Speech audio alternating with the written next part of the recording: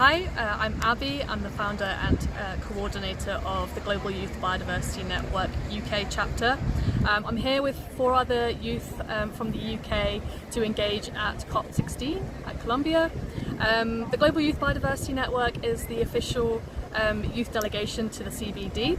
And we're really here to kind of try and open up this space for youth, demystify the process a little bit. It's incredibly complex, even for those here on the ground, and just kind of showcasing what actually happens in these spaces, and B, to also be the youth voice in negotiations, side events, bilaterals, and really just showcase that young people have really ambitious ideas, not just on youth issues, but across the whole board. Particularly at Cop16, it's all about implementation, and it's really about raising awareness that youth are not just a consultee that you kind of bring in at the end, but a key player, a key partner in both designing and delivering all of these policies. Hi, my name's Harsh, and I am also one of the members of the Global Youth Biodiversity Network UK chapter. It's actually my first time at a COP, especially the CBD COP, and I'm finding it quite hectic but also really informative. I'm learning quite a lot, also while educating more people on youth voices and youth perspectives.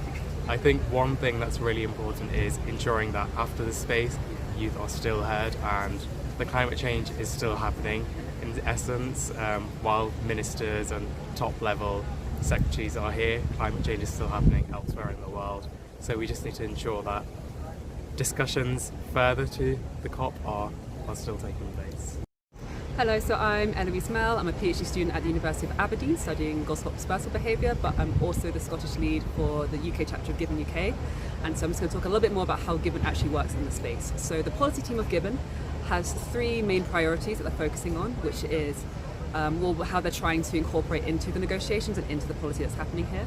They are focusing on the areas of making sure there's transformational education, that there is a rights-based approach to the priorities and negotiations going on here, and also there's meaningful participation for groups such as the youth, which is one of the official right holders, but also women and also Indigenous people and local communities. And these groups all work together very well and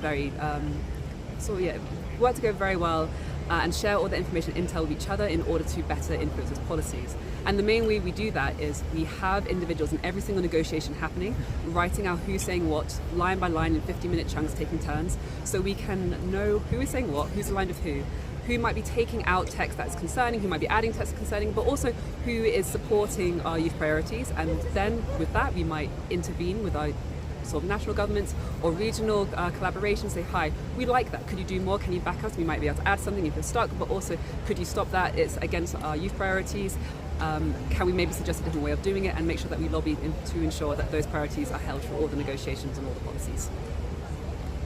Hi there, I'm Josh from the Global Youth Biodiversity Network, and along with Harsh, we're from Nottingham Trent University as well. So this is my first time at a CBD COP, and I'm coming to this from kind of a more action-based, in the field, conservation background. So it's been interesting to see how the policy side of it works, and very frustrating at times as well. Seeing how it takes so long to decide, like 3 words, and then I'm hoping that this will turn into actual action back in the UK. Hello, my name is Marie. My pronouns are she, her, hers, and I am part of the Gibbon UK team that you've been introduced to. I'm also involved in the French Gibbon chapter, because I'm also French, but I've been in the UK for many years, and I also consider it my home. And I'm really excited at this COP to have more diverse voices heard in negotiations, including those of youth.